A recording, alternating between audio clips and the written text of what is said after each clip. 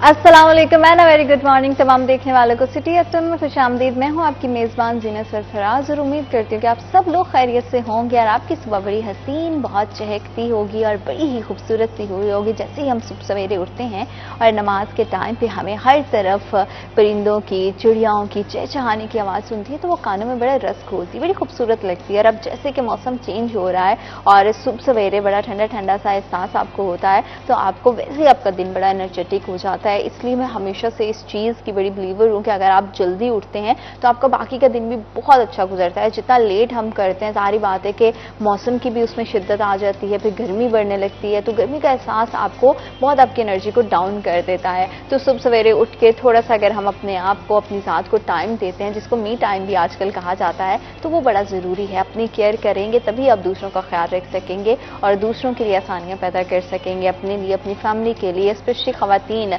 अपनी फैमिली और अपने बच्चों में इतनी ज़्यादा मसरूफ़ हो जाती हैं कि खुद का ख्याल नहीं रखती हैं। तो आप अपनी ज़ात का ख्याल रखेंगी तभी आप दूसरों को खुश रख पाएंगी। जब आप अपनी ज़ात से खुश नहीं होते हो, आप थकावट और स्ट्रेस में होते हो, क्योंकि अक्सर घर में रहने वाली ख़वातीन के बारे में आम ख्याल ये किया जाता है कि वो शायद घर के मामलात को संभालती हैं तो ज़्यादा कोई उन पर बर्डन नहीं है। लेकिन घर को चलाना, चीज़ों को मैनेज करना, अपने साथ साथ दूसरों की लाइफ को मैनेज करना बहुत ज़्यादा मुश्किल रिस्पॉन्सिबिलिटी होती है और हमारी ख़वातीन इसे बड़ी खूबसूरती से निभाती हैं। तो अपना ज़रूर ख्याल रखा करें ताकि आप खुद खुश रहेंगी तभी अपनी फैमिली को भी खुश रख सकेंगे। अल्लाह ताला आप सबके लिए बहुत ज़्यादा आसानियाँ पैदा करें और हम सबके चेहरों की मुस्कुराहट हमेशा बरकरार रहे। और हमारी तो वैसे ही चेहरे की मुस्कुराहट आप सबकी खुशी के साथ जुड़ी हुई है। प्रोग्राम में आगे बढ़ेंगे और जानेंगे कि शहर फैसलाबाद का मौसम क्या कह रहा है और मौसम की सूरत हाल जानने के लिए हमें चलना पड़ेगा हमारे सेगमेंट टुडेज वेदर की जानिब।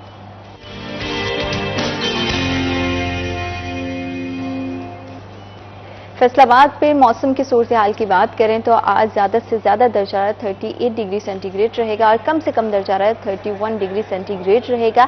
गर्मी है लेकिन गर्मी के साथ साथ हवा भी चलती है। हवा जब चलती है तो शहर भर में हब्स नहीं होता है और हब्स ना होने के साथ आपको फिर भी बेहतर महसूस होता है। लेकिन क्योंकि गर्मी की शिद्दत सुबह सवेरे इन आवर्स में ज़्यादा होती है तो आपने कोशिश करना है कि जब भी घर से बाहर निकलें कुछ एहतियाती तदाबीर उनको ज़रूर फॉलो करें। पानी का मुनासिब इस्तेमाल किया करें। पानी का हमेशा मैं इसलिए कहती हूँ क्योंकि डिहाइड्रेशन आपकी बॉडी में बहुत ज़्यादा तब्दीलियों की वजह बन सकती है और डिहाइड्रेशन की वजह से आपको नोजिया हो सकता है, चक्कर आ सकते हैं, यहाँ आपकी जो एनर्जी है वो है। एक मजे की बात ये भी है कि मैं एक रिसर्च में पढ़ रही थी कि अगर आप पानी का मुनासिब इस्तेमाल करते रहते हैं तो ये वक्त बेवक्त की जो भूख है, जो क्रेविंग्स हैं, उससे भी आप बच जाते हो। तो इसका मतलब ये है कि आप पानी का अगर मिकदार अच्छी रखते हो तो आप एक्स्ट्रा कुछ खाने पिएंगे नहीं। जब एक्स्ट्रा खाने पिएंगे नहीं तो वेट भी नहीं बढ़ेगा। तो मौसम की सूरत हाल और मौसम के तमाम अंदाज के साथ हमारी सेहत बहुत ज़्यादा अटैच होती है। तो इसलिए अपनी सेहत का बहुत ज़्यादा ख्याल रखें ताकि मौसम किसी भी तरह का हो उसमें आपकी सेहत पर और आपकी ज़िंदगी में खुशगवार तब्दीलियाँ ही वो लेकर आए,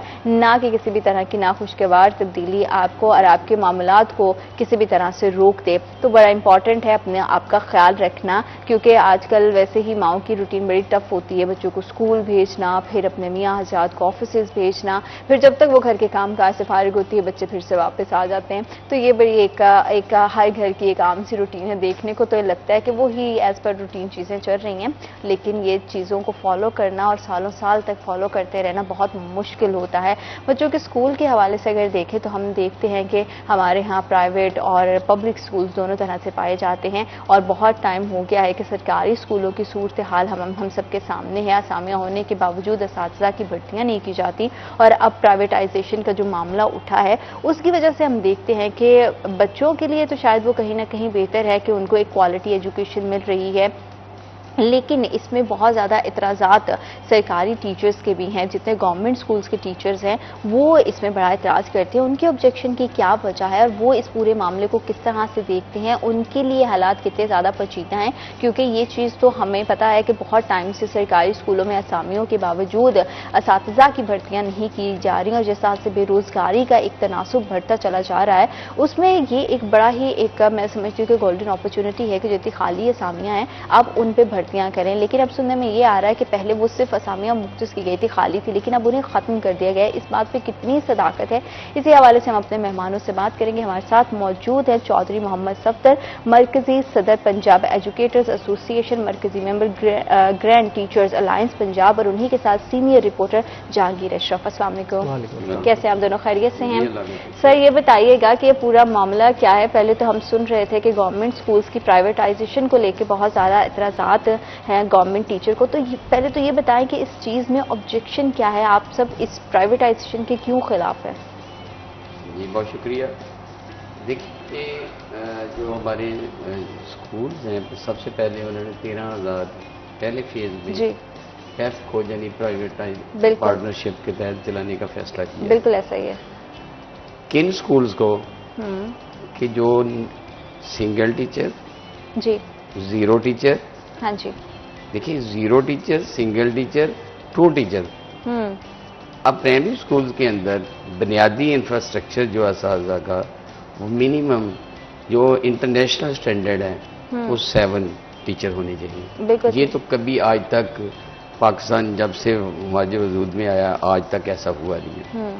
तो अब जिस स्कूल को एक टीचर ने 300 बच्चे लेकर बैठा हुआ है पिछले 10 साल से जी, मेरी बहन वो अगर लेके बैठी है, उसकी शादी हो गई है जी, तो वो ट्रांसफर नहीं हो सकती जी, ठीक है। अब टीचर्स गवर्नमेंट ने नहीं भर्ती की है, तो टीचर्स पिछले 8 साल से हम कह रहे हैं कि पंजाब के अंदर 1,21,000 असातिज़ा की असामियाँ खाली हैं, बिल्कुल, जिसमें प्राइमरी स्कूल में 76,000। वो भर्ती तो क्या कर दी थी, तो उनको ख़त्म कर दिया गया, और जो सिंगल टीचर के साथ हम उन स्कूल को आबाद रखा हुआ था रिमोट एरियाज में, लावारिस बच्चे, गरीब गुरबा बच्चे जो वालिदैन के, उनकी हम यूनिफॉर्म का भी बंदोबस्त करते हैं, तो उनको आउटसोर्स कर दिया। सही, वेरी ये अजीब सी सूरत हाल है कि हम कभी सुना करते थे कि PIA के जहाज को अंडरग्राउंड कर दिया, तो वो चलने के काबिल नहीं है, तो अब स्कूल चलने के काबिल नहीं है। तो हमारी ये जो असातिज़ा तंजीमों ने बात की है मिनिस्टर साहब से, पिछले हमारी मार्च से लेके अब तक 8 बैठक हो चुकी हैं जी, वादे वाइद किए गए, लेकिन जो उनकी प्लानिंग है उस पर उन्होंने अपना काम जो किया था वर्किंग पेपर उसको इम्प्लीमेंट कर दिया। हमने उनको कहा कि आप एक बच्चा का आप 1500 रुपए देंगे फी बच्चा प्राइवेट मालकान को, बिल्कुल बिल्कुल। अच्छा, उन्होंने SOP क्या रखी है कि जो ओनर होगा जो स्कूल लेगा वो मास्टर डिग्री, ठीक है, उसके बाद जो उसने टीचर रखने हैं वो खा मैट्रिक क्यों ना हो। अफसोस का काम है कि आज AI साइबर सिक्योरिटी हम कहाँ पहुँच गए हैं। तो हमारे इधर क्वालिफाइड असातिज़ा MPhil PhD जी, पिछले 2002 से लेके अब तक भर्ती शुदा 2,74,000 असातिज़ा, मिनिमम क्वालिफिकेशन मास्टर डिग्री है, सही, तरबियत याफ्ता B.Ed की एजुकेशन लेके, तो अब हम इन बच्चों तरबियत याफ्ता टीचर से इन बच्चों को छीन कर प्राइवेट मालकान को दे दिया है, गैर तरबियत याफ्ता लोगों को। मेरे इस कौम के बच्चे जिनकी जिम्मेदारी हमारे ज़िम्मे है, इनका दर्द हमारे ज़िम्मे है, हम कौम के बीमार हैं जी, हमें इनकी तरबियत करनी है, इनकी किरदार साजी कर रहे हैं। हाँ जी। हमें अब डर पड़ गया है कि ये हमारे कहीं ये कौम बेराह रवी का शिकार ना हो जाए। हुआ ही ऐसे है कि अभी ये शुरुआत ही हुई है कि जब उन्होंने हैंडओवर किए हैं, ज़बरदस्ती हैंडओवर करवा दिए हैं, तो प्राइवेट मालकान ने जब लिए हैं, उन्होंने मिनिस्टर साहब से एक 15 दिन का टाइम ले लिया है। सही। अच्छा, अभी हो रहे थे एग्जाम, हम एग्जाम ले रहे हैं स्कूल में, वो जो हैंडओवर हुए हैं बच्चे, उनका एग्जाम अब कौन लेगा?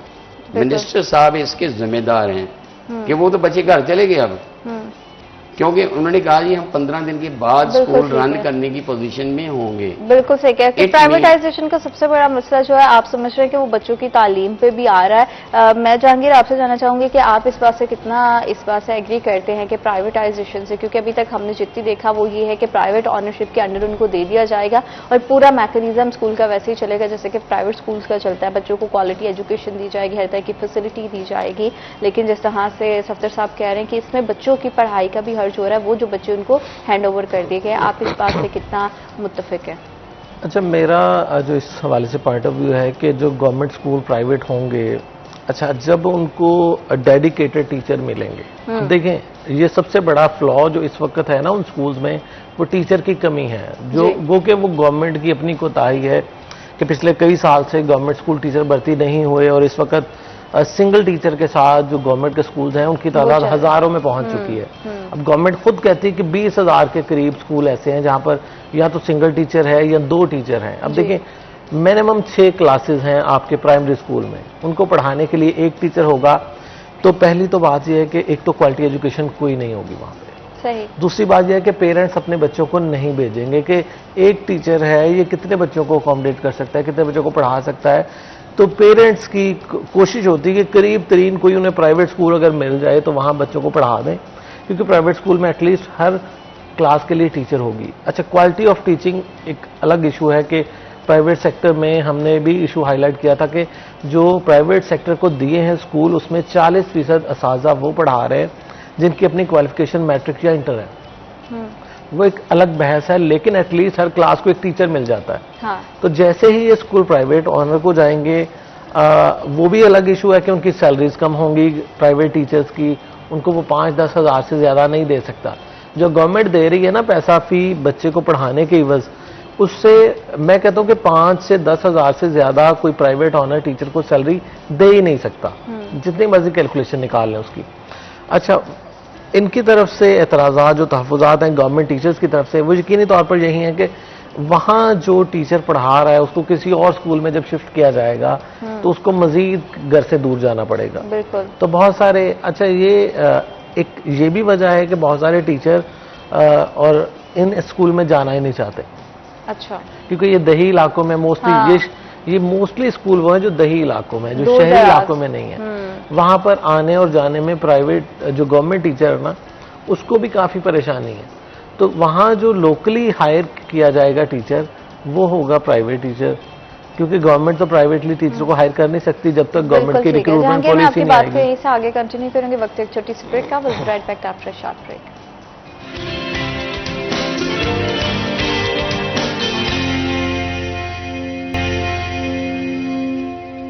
Welcome back after short break. आप देख रहे सिटी एट 10 और सरकारी स्कूल की प्राइवेटाइजेशन का मामला जो है वो तूल ही पकड़ता चला जा रहा है। इसकी वजह से असातिज़ा को अपने तहफ़्फ़ुज़ात हैं और बच्चों की भी पढ़ाई का इसमें हर्ज हो रहा है। जहांगीर, आप क्या समझते हैं कि सरकारी स्कूल्स के जितने भी टीचर हैं अगर वो क्लासेस का बायकॉट कर देंगे तो इससे हुकूमत पर कोई ख़ास असर पड़ेगा? अच्छा, कोई अभी तक फर्क नजर नहीं आ रहा। वैसे अभी जितने भी प्रोटेस्ट हुए हैं गवर्नमेंट के खिलाफ, चाहे वो टीचर के हों या अवामी प्रोटेस्ट हो, अच्छा गवर्नमेंट के कोई असर नहीं हुआ। अब देखिए जमात इस्लामी के हवाले से बहुत बड़े एहतजाज होते रहे, पब्लिकली बहुत ज़्यादा एहतजाज होते रहे। मैं समझता हूँ कि ये पिछले 5-6 साल से ना एक ट्रेंड बन चुका है गवर्नमेंट का कि खामोशी इख्तियार करें, एहतजाज कोई करता है तो करने दें। तो ये मुसलसल ट्रेंड देखने में नजर आ रहा है। पिछली हुकूमत जो थी उसमें भी ये साजा सड़कों पर रहे, इस्लामाबाद भी गए, लाहौर भी गए। इनके एजुकेटर्स की मुस्तकिली का मामला है, जो SSC हैं और इसके अलावा असिस्टेंट एजुकेशन ऑफिसर्स हैं, उनको 10-10 साल हो गए जॉब पे, लेकिन वो रेगुलर नहीं हो सके। तो 10 साल और तकरीबन 4 साल तो एहतजाज करते हुए हो गए। 4 साल एहतजाज के बाद भी, मेरा ख्याल 4 से भी ज्यादा शायद हो गया हो, तो अभी तक उनको मुश्किल नहीं किया गया। तो गवर्नमेंट वो एक इस पॉइंट पे आ चुकी है कि एहतजाज कोई करता है तो करता रहे, हमने जो डिसीजन ले लिए, जो डिसीजन करने हैं वो हमने करने हैं। तो मुझे लगता है कोई इतना असर नजर नहीं आ रहा अभी तक। बिल्कुल ठीक है। और साथ ही साथ टीचर्स की बायकॉट करने से हुकूमत पे तो कोई असर नहीं जा रहा है, लेकिन बच्चों की तालीम पे जरूर जाता है। सर, आपने मेजर कंसर्न ये शो किया कि प्राइवेटाइजेशन करने से, बच्चों को प्राइवेट एसोसिएशन के अंडर देने से उनकी पढ़ाई का हर्ज होगा, जिनको हैंड ओवर कर दिया। लेकिन अगर दूसरी तरफ देखा जाए तो गवर्नमेंट टीचर भी अगर क्लासेस का बायकॉट करता है तो इससे भी तो बच्चों की तालीम पर हर्ज आता है, क्योंकि अगर वो बायकॉट करेंगे और एहतजाज पर रहेंगे तो बच्चों को कौन पढ़ाएगा? आपकी बात सही है। 25 अप्रैल को मिनिस्टर साहब के साथ जो 5 घंटे की तवील मीटिंग, कभी मेरी 22 साल तंजीमी सर्विस में मैंने इतनी लंबी मीटिंग नहीं की। उसमें जो चीज़ें मिनिस्टर साहब ने डिस्कस की हैं उन पे अमल 75% हो चुका है। ठीक है। अब बात यह है कि ये जब गवर्नमेंट लिमिट को क्रॉस कर गई है तो फिर हमने अपने दिल पे पत्थर रख कर ये काम लिया है। हम कौम के बीमार हैं, हमें अंदाज आता है। पिछले साल हमने किसी और अंदाज से एहतजाज किया था। अब बच्चे स्कूल आ रहे हैं जी, क्लासरूम के अंदर हैं, हम भी क्लासरूम के अंदर जा रहे हैं, लेकिन हम आराम से बैठते हैं और बच्चों को कहते हैं बेटा आप पिछला जो पढ़ा है वो रिपीट कर ले। हमें दुख है आपका कि आपको और हमें जब ये बेघर करने लगे हैं तो कैसा गुजरेगा। मेरे उस्ताद का घर छीना जा रहा है, ये स्कूल मेरे बच्चों के और मेरा ये घर है। जब भी किसी आदमी से छाती छीन ली जाए उसको देखिए ना, आज मैं स्कूल हूँ, कल को प्राइवेट मालिकान को ये देते हैं, वो आते हैं जो इंफ्रास्ट्रक्चर है, फर्नीचर है, रूम्स हैं, जो भी उसकी इन्वेंट्री है उसकी गिनती करते हैं, हैंड ओवर करते हैं, कहते हैं जी निकले बाहर हम ताले लगाने हैं। ये अलमी है। ये 1970 में हुआ था कि प्राइवेट अदारे गवर्नमेंट ने अपनी तहवील में लिए, वो तो अभी तरक्की की लेकिन इस सब में बच्चों का क्या कसूर है जिनकी पढ़ाई कंप्रोमाइज हो रही है? फिर इस तरह से तो वाज़ेह ये तौर पर आ रहा है कि जो गवर्नमेंट टीचर है वो भी अपना जाती मुफाद देख रहा है कि शायद उसको अपनी जॉब के डालें, या उसको अपनी तंगी नजर आ रही है कि उसके दूर दराज के स्कूल्स में जाना पड़ेगा। क्योंकि अगर बच्चा स्कूल में मौजूद है, टीचर बायकॉट करके बैठ जाएगा तो फिर बच्चों के तो स्कूल आने का कोई फायदा नहीं है ना। शायद यही वजह है कि वालिदैन भी सरकारी स्कूल में बच्चों को भेजने से कतराते हैं। हमने हुकूमत वक्त से कहा कि हमारी तनख्वाह 50% कम कर दें। अच्छा, हमारा घर दे दें, हमारे बच्चे दे दें। घर होगा तो भूखे भी रह सकते हैं। हमें घर दे दें, हमें अपने बच्चों का फ्यूचर अजीज है। हमें ना हम स्केल मांग रहे हैं जी, ना हम प्रमोशन मांग रहे हैं, सही, ना हम तनख्वाहों में इजाफा मांग रहे हैं। हम कह रहे हैं कि मेरे उस्ताद का घर उसका आबाद रहे, और हमारा रिज़्क किससे मुंसलिक है? बच्चों से। जब बच्चे नहीं हमारे पास होंगे, इन्होंने ये बिल्कुल क्लियर कट है कि अगस्त 2025 तक हमारे तमाम स्कूल प्राइवेट पार्टनरशिप, प्राइवेट मालिकान को दे देने हैं जी, और हमें गोल्ड शेक हैंड देकर घरों को भेज देना है। तो गैर तरबियत याफ्ता लोगों को, बच्चों को देना, ये कहाँ का इंसाफ है? क्या ये माशा, हमारा ये खामोश मैसेज अवाम तक पहुंच चुका है। बिल्कुल ठीक। बच्चा दे रहा है 20 रुपए फीस, बिल्कुल सही। बहुत सारे बच्चे फीस दे ही नहीं सकते, ये भी ये हम अपनी पॉकेट से देते हैं। जी। अच्छा, अब इन्होंने जब ये 1500 रुपए का इन्होंने झांसा दिया है कि हम फी बच्चा 1500 देंगे, कितने साल? 2 ईयर। उसके बाद प्राइवेट मालिकान को छोड़ देंगे ओपन कि आपकी मर्जी है, इसको खुद आप चलाएं। सही। हायर सेकेंडरी स्कूल अगस्त 2025 को Punjab college group of colleges को हैंड ओवर करने लगे हैं। सही। एलिमेंट्री स्कूल्स के जो हेड्स हैं उनको बगैर पूछे ट्रांसफर कर दिया है। एलिमेंट्री स्कूल खाली हो गए। सरबराह अदारा से क्या अदारा चलाए जा सकते हैं? उनकी मर्जी भी नहीं पूछी। अभी हाई स्कूल पे आने लगे हैं। सेकंड, 14,000 असातिज़ा आज से 11 साल पहले भर्ती हुए। उनकी क्वालिफिकेशन पता क्या है? एमफिल, पीएचडी, सारे के सारे। अब 11 साल उन्होंने अपना, पहले वो 16 साल उन्होंने एजुकेशन ली, 11 साल उन्होंने अपनी सर्विस दी, अभी तक उनको रेगुलर नहीं किया। साबका गवर्नमेंट भी वादे वाइद करती थी, ये मिनिस्टर साहब भी। जब भी हम गए हैं कि एक आप साइन की मार है, ये विद इन 1 मिनट साइन करेंगे। वज़ीर आला पंजाब ये रेगुलर हो जाएंगे। अच्छा, रेगुलर होने से गवर्नमेंट को नुकसान नहीं होगा, जी, फायदा होगा। सही। ये तनख्वाह ज्यादा ले रहे हैं, हम्म, कॉन्ट्रैक्ट पे उनको 30% तनख्वाह ज्यादा देनी पड़ती है। सिर्फ ये क्या है कि एट द एंड इनके से पेंशन बचाना चाह रहे हैं। बिल्कुल ठीक। ठीक है। अब जब सरकारी मुलाजम हैं, हम 1974 के सर्विस एक्ट के मुताबिक हम काम कर रहे हैं, हम्म, तो कौन सा कानून है कि जब 38 साल के बाद एक टीचर रिटायर होता है बिल्कुल तो ठीक। कहें जी आपकी हमने पेंशन और नहीं ये देंगे। प्राइवेटाइजेशन का मामला पूरे का पूरा, एक तरफ तो सरकार टीचर है, दूसरी तरफ हम देखते हैं कि प्राइवेट ऑर्गेनाइजेशंस हैं जिनके ऑनरशिप है, जिनके हाथों में बच्चों को सौंपा जा रहा है। इस तमाम सूरत हाल में वालिदैन का क्या ख्याल है और उनका क्या मौक़िफ़ है, इस हवाले से मजीद बात करेंगे, लेकिन राइट आफ्टर दिस ब्रेक।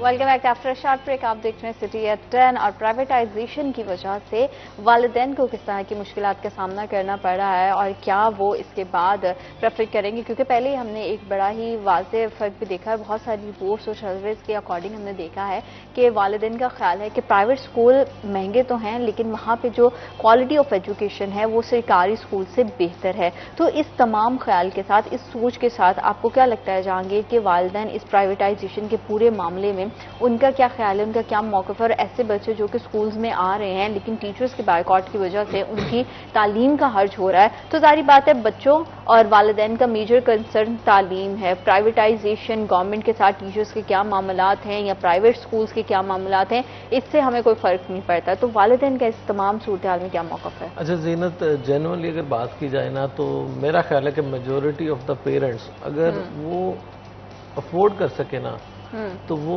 उनकी पहली तरजीह प्राइवेट सेक्टर होता है। बिल्कुल, ये आज बिल्कुल। के दिन की रियलिटी ये है, कोई reality माने है। या ना Exactly। माने। अब बिलखसूस अगर गवर्नमेंट इसको डिनाई करे तो वो अलग बात है, लेकिन कोई गली मोहल्ले में कोई 500,000 वाला स्कूल भी है ना तो पेरेंट की कोशिश है मैं अगर अफोर्ड कर सकूं तो मैं वहाँ अपने बच्चों को वहां भेज दूं। अच्छा, बाअमरे मजबूरी मेजोरिटी ऑफ द पेरेंट्स अपने बच्चों को मजबूरी की सूरत में कि वो बिल्कुल 500 भी नहीं किसी इदारे में दे सकते तो अपने बच्चे को भेज देते हैं गवर्नमेंट सेक्टर में। अच्छा, ये मोस्टली उन्हीं स्कूल्स की स्टोरी है जहां पर मजबूरी में सारे पेरेंट्स, उनमें से पेरेंट्स कोई ज़रा भी अफोर्ड करने वाला हो तो वो घर के करीब तरीन किसी भी प्राइवेट स्कूल में चाहे वो 500,000 रुपया ले रहा है वहां बिल्कुल। अच्छा, 5 साल पहले भी गवर्नमेंट ने कुछ स्कूल को प्राइवेट किया था, जैसे अब कह रहे हैं कि चौधरी साहब के 2 साल के लिए उन्हें दिया जाएगा, फीसें बाद में बच्चों से फीसें ली जाएंगी। अच्छा, अभी तक की प्लानिंग के मुताबिक और पिछले 5 साल में जो एक्सपीरियंस हुआ, जिन स्कूल को 5 साल पहले दिया गया तो आज तक उनकी फीसें गवर्नमेंट दे रही है जी। कोई बच्चा जो गवर्नमेंट स्कूल प्राइवेट हुआ है उसमें पढ़ने वाला फीस नहीं दे रहा, वो सारे फ्री बच्चे पढ़ रहे हैं। ठीक है। अच्छा, अब जो गवर्नमेंट स्कूल करने जा रही है प्राइवेट, उसमें भी यही पैटर्न होगा। एक्चुअली गवर्नमेंट कैलकुलेट कर रही है कि गवर्नमेंट के इस वक्त जो अपने सरकारी स्कूल हैं उसमें बच्चे पर आ रहा है 3,000 रुपए से 5,000 रुपए तक फी तालिब इल्म खर्चा। अच्छा। कुछ स्कूल में 3,000 है, कुछ में 4,000 है, कुछ में 5,000 भी बिल्कुल है। ठीक है। इनके एवरेज 4-5,000 तक आ रहा है हर बच्चे पे खर्चा।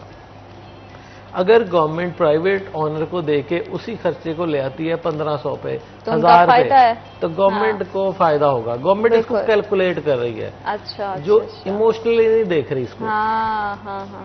हम इस वक्त अगर टीचर कमेटी की बात करें तो ये टोटली इमोशनली बात कर रहे हैं। वो कर रहे हैं फैक्ट एंड फिगर पे ठीक कि है। हमारा उन स्कूल्स पे कितना खर्चा आ रहा था और इसको हम अगर मिनिमाइज खर्चे को करेंगे तो किस तरह करेंगे।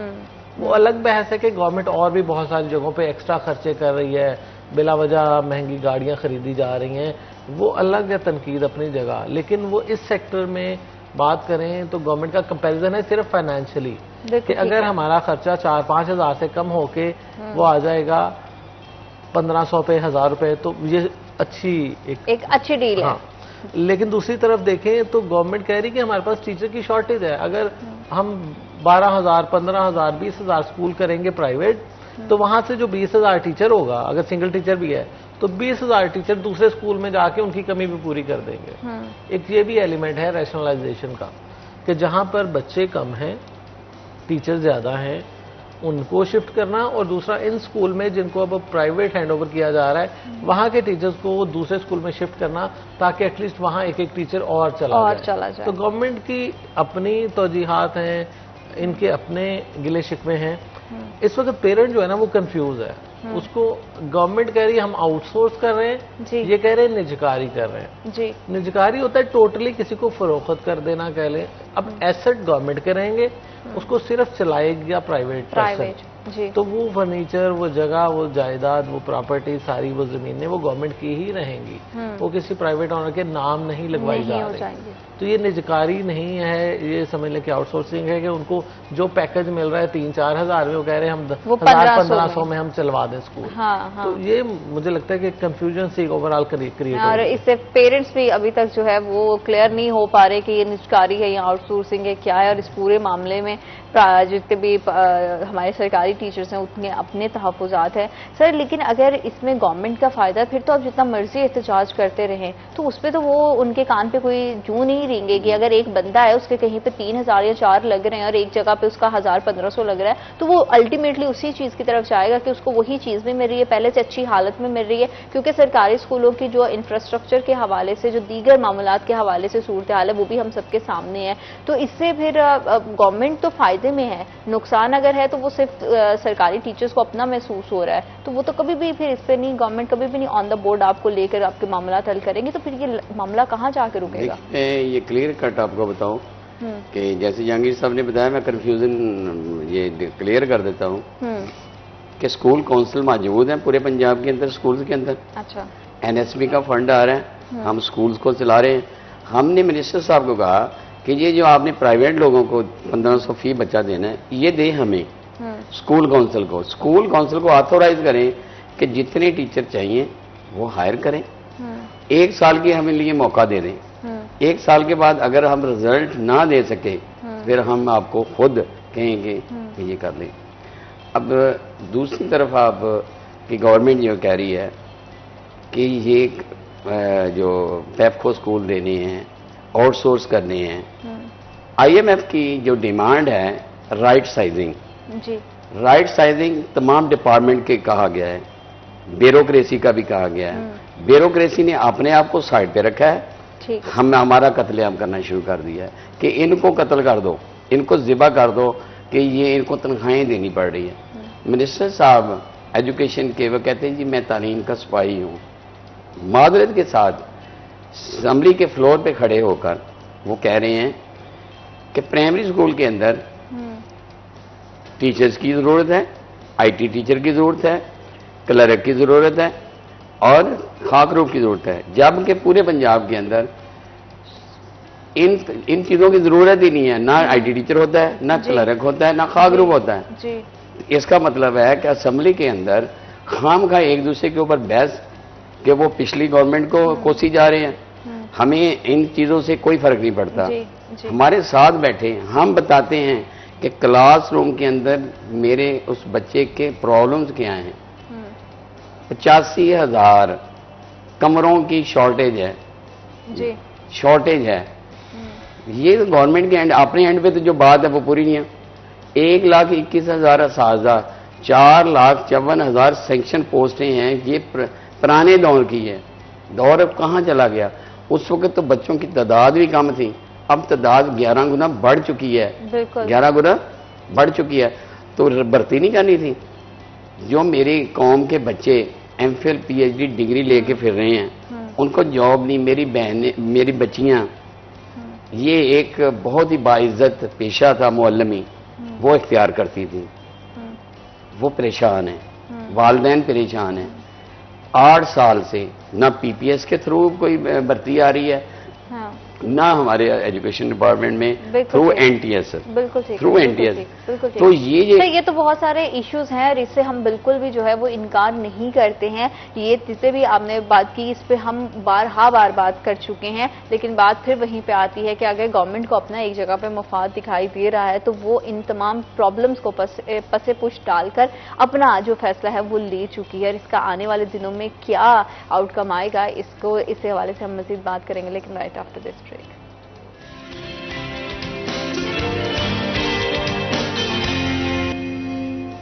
Welcome back after a short break. आप देख रहे हैं सिटी एट 10 और प्राइवेटाइजेशन का पूरा मामला है बहुत बार जेर बहस भी रह चुका है। इसमें प्राइवेट ऑनरशिप के हवाले से भी हमने उनका मौकफ भी रखने की कोशिश की है और हमारी कोशिश है कि जितने गवर्नमेंट टीचर्स हैं उनके जितने कंसर्न हैं वो भी आपके सामने लाए जा सके ताकि पूरे मामले को लेकर हर बंदे के माइंड में एक क्लैरिटी आ सके।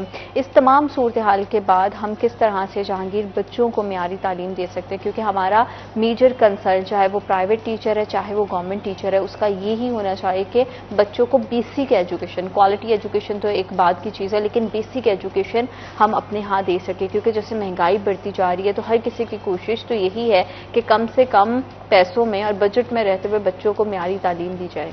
अच्छा जीनत, मैं पहले भी कई बार इसी मॉर्निंग शो में कह चुका हूँ कि मियारी तालीम की बजाय ना हमें पहले तालीम की तरफ तालीम देनी जाएगी। देखिए, वो स्कूल जहाँ पर बच्चे आ ही नहीं रहे, जहाँ पर बच्चों की तादाद है 50, 40, 30, वो स्कूल कई सालों से चल रहा है। अगर वो गवर्नमेंट का ये इनिशिएटिव इसलिए है कि अगर वहाँ पे प्राइवेट टीचर होंगे, टीचर वो पूरे करेंगे और बच्चे आएंगे। अब देखिए, जब बच्चों को या अहले इलाका को पता चलेगा। सॉरी मैं आपकी बात काट रही हूँ, कहीं इस तरह की आउटसोर्सिंग का ये तो नहीं वजह कि हमारे यहाँ ये भी देखा जाता है कि गवर्नमेंट जब हायरिंग हो जाती है तो जितने भी गवर्नमेंट एम्प्लॉयज होते हैं वो फिर बड़े बेफिक्र होकर बैठ जाते हैं कि वो क्लासेस में जाएं नहीं जाएं। तो गवर्नमेंट ने कहीं ये सारी सूरत हाल देख के भी तो नहीं ये फैसला किया है कि मतलब इनको पैसे देना ना देना, क्लासेस में अक्सर टीचर जाते हैं अक्सर नहीं जाते हैं बेशतर, क्योंकि हम भी एक टाइम पे पूरे पीरियड से गुजरे थे, आके सिर्फ स्टाफ रूम तक महदूद रह जाना। अच्छा, लेकिन ये आज हालात मुख्तलिफ हैं। आज जितने भी टीचर और पिछले कई साल से जो रिक्रूटमेंट हुई है ना, वो सारे पढ़ाई लिखाई के हवाले से काफी अच्छा स्टफ सामने आया। बिल्कुल ठीक है, बिल्कुल अब सही। इस वक्त अगर कंपैरिजन करें टीचर का, तो प्राइवेट सेक्टर से अच्छा टीचर गवर्नमेंट के पास बैठा है, क्वालिटी वाइज, क्वालिफिकेशन वाइज। ठीक है, ठीक है। वो उसको इम्पार्ट करे ना करे ये बात की बात है, लेकिन क्वालिटी और क्वालिफिकेशन वाइज गवर्नमेंट का टीचर ऊपर है प्राइवेट सेक्टर से। बिल्कुल सही है। अच्छा, इन स्कूल्स का जो मसला है वो मसला है शॉर्टेज ऑफ स्टाफ। अब एक टीचर 6 क्लासेस को मेयारी तालीम तो नहीं दे सकता। हाँ बिल्कुल एग्री। मतलब मेयारी तो क्या, वो नॉर्मल हाँ। तालीम भी नहीं दे सकता कि वो अगर उसके पास अगर फॉर एग्जाम्पल वो 200 बच्चा दाखिल कर भी ले तो क्या 200 बच्चे को एट द सेम टाइम वो 6 क्लासेस को पढ़ा सकेगा? पॉसिबल ही नहीं है, इम्पॉसिबल है। अच्छा, इन स्कूल्स की मेन फ्लॉप होने की वजह यही है कि इन स्कूल्स में गवर्नमेंट फेल हुई। गवर्नमेंट फेल हुई है, टीचर मैं समझता हूँ नहीं फेल हुए। गवर्नमेंट फेल हुई है कि वहां पर वो टीचर नहीं पूरे दे सकी। टीचर पूरे नहीं है और एक टीचर पे आप रिजल्ट लेंगे 5 टीचर का, 6 टीचर का, तो ये पॉसिबल ही नहीं कि ऑब्वियसली रिजल्ट मुतासिर होगा। तो ये सारे वो स्कूल हैं जहां पर सिंगल टीचर था या 2 टीचर थे। ये फेलियर है गवर्नमेंट का, और गवर्नमेंट अपने फेलियर को किस तरह से कवर कर रही है कि इनको वापस भेजे किसी और स्कूल। बात फिर से वही आ जाती जो आपने फाइनेंस की कही थी कि वो अपने फाइनेंस को मैनेज कर रहे हैं। जैसे सफदर साहब ने यहाँ पे मेंशन बहुत सारे प्रॉब्लम्स किए कि इंफ्रास्ट्रक्चर का मसला है, असामियां नहीं है, भर्तियां करने की जरूरत है, बच्चे ज्यादा तादाद हो गई है। तो अल्टीमेटली अगर गवर्नमेंट उस पर जाएगी तो गवर्नमेंट के पैसे ज्यादा लगेंगे। तो यहाँ पे सिर्फ उनकी हिंट से जो सफदर साहब है वो मसला फाइनेंसिंग का है, बाकी जो मामला है वो आप कहेंगे। देखिए, ये फाइनेंस का मसला बना पता कैसे है। इसमें जो हमारे अवामी नुमाइंदे हैं ना, ये हमारे एमपीएस और एमएनएस, ये कसूरवार है। इन्होंने अपने हलकों से वोट लेने के लिए छोटे छोटे कस्बों में स्कूल्स को अपग्रेड कर दिया, नए स्कूल बना दिए। हम पढ़े हैं ना, हम जब जिस दौर में 1990 में जिस स्कूल में मैं पढ़ा हूँ उसके पेरीफेरी में जितने गांव थे सब बच्चे साइकिल पे पैदल आते थे और उस स्कूल की तादाद जो है वो 1000 से ऊपर होती थी। अब वो गांव कितने अटैच थे उनके साथ? 12 गांव। अब 12 गांव में यानी उस स्कूल को फीडिंग एरिया कितने थे? 12 गांव। मैं गांव की बात कर रहा हूँ। अब 12 गांव में 12 हाई स्कूल है। तो तादाद कहाँ से लानी है? गलतियां कहाँ हैं? ये ब्यूरोक्रेसी ने उस वक्त क्यों ना इनको रोका? ब्यूरोक्रेसी उस वक्त सोई हुई थी। 1990 के बाद ये काम हुआ है, 1990 के बाद, पहले नहीं ऐसा था। ये जिम्मेदार खुद हैं। अब ये कहते हैं कि बच्चे, हम कहाँ से बच्चे ले गए हैं? बच्चे देखें, अगर जो ये जहांगीर भाई ने बात की है कि 50 वाले, आइए मैं बताता हूँ फैसलाबाद के अंदर 269 बच्चों का वाला स्कूल, 2 टीचर 269 बच्चे वो आउटसोर्स किया है। बताइए लॉजिक क्या है उसकी, उसकी लॉजिक क्या है? सही। हाफिजाबाद में 357 बच्चे, आइए मैं राना सिकंदर साहब से चैलेंज करता हूं कि वो उसको यूनिवर्सिटी डिक्लेयर किया हुआ है उसका। जी। 2 टीचर्स ने पिछले 12 साल से, और उन टीचर्स ने कहा कि हमने मुखैर हजरात से 20 लाख की डोनेशन लेकर इन बच्चों के लिए अच्छे अच्छे कमरे बनाकर नीट एंड क्लीन लॉन्स बनाए हैं, और उस स्कूल को क्या कर दिया, आउटसोर्स कर दिया है। और उस टीचर ने सिकंदर राना साहब को डायरेक्ट कॉल की है कि राना साहब आपने 2017 में जो 36 स्कूल हाफिजाबाद में किए थे उनका हशर देखें पहले, अगर वो ठीक चल रहे हैं तो फिर मेरा भी स्कूल दे दे, अगर वो सही नहीं चल रहे तो खदारा। अच्छा सर, ये तो सारे तमाम का तमाम मसाइल वो हैं जिसको हमने हाईलाइट कर दिया। अब इसका हल क्या है? गवर्नमेंट तो अपना डिसीजन चेंज करने की तरफ आ नहीं रही, उनकी तो मसलसल खामोशी है। तो अब फिर टीचर्स क्या करेंगे? क्या वो इसी तरह से क्लासेस का बायकॉट किए रखेंगे और ये मामला कितना लंबा चलेगा? अब देखिए, हम कौम के मेहमान हैं जी, बड़े ही पोलाइट अच्छे अंदाज से मोदबाना गुजारिश है हमारी हुक्मरान से जी, कि खदारा कुछ तरस कीजिए इस मुल्क के ऊपर, इस कौम के ऊपर। जिस कौम की तालीम ऐसे होगी जी, उसको दुनिया की कोई ताकत तबाही से नहीं बचा सकती। Simple straight forward. हमें इदराक हो गया है साजा को कि ये 2 साल के अंदर अंदर हमारा एजुकेशन डिपार्टमेंट खत्म होने जा रहा है। सही। और ये अपनी स्टेट माँ है, उसका काम है बच्चे को फ्री एजुकेशन देना, सही। बच्चे की हेल्थ फ्री उसको इंटरटेन करना। बिल्कुल। ये दोनों कामों से अपनी जान छिड़ा रहे हैं। अगर जान छिड़ा रहे हैं तो खदारा, तो फिर हुकूमतें किस लिए? फिर किस लिए? बिजनेस करने के लिए आते हैं। अब ये कहते हैं कि ये नॉन डेवलपमेंट एजुकेशन जो डिपार्टमेंट है ये नॉन डेवलपमेंट है। सही। जबकि इंटरनेशनल, मैंने ट्रेनिंग ली, मैं एग्जांपल दे रहा हूँ, एजुकेशन यूनिवर्सिटी टाउनशिप में 2019 में हमारे पंजाब से ही डॉक्टर सहेल सखेरा साहब 87 के विल्मिंगटन यूनिवर्सिटी में टीचिंग कर रहे हैं। और जब उन्होंने हमें 1 हफ्ता पढ़ाया, बिल्कुल ठीक है, तो क्योंकि उनसे पूछा गया कि पूरे सर का पूरा मामला जो है वो हम उम्मीद करते हैं कि बहुत जल्द हल हो, और जितने भी हमारे सरकारी टीचर्स के तहफ़्फ़ुज़ात हैं उनको जरूर मलहूज़ खातिर रखा जाए, गवर्नमेंट कुछ अच्छे डिसीजन की तरफ पहुंच सके ताकि इस सब में बच्चों की तालीम का हर्ज ना हो सके। वो वालिदैन जिनके लिए पहले ही अपनी गुजर बसर करना मुश्किल हुआ है और बड़ी ही मुश्किल से वो अपनी पॉकेट को कंप्रोमाइज करके अपने बच्चों को स्कूल तक भेज रहे हैं, वो सिलसिला ना रुक पाए। थैंक यू सो मच, आप दोनों प्रोग्राम का हिस्सा बने। वक्त एक छोटी सी ब्रेक का, will be right back after a short break.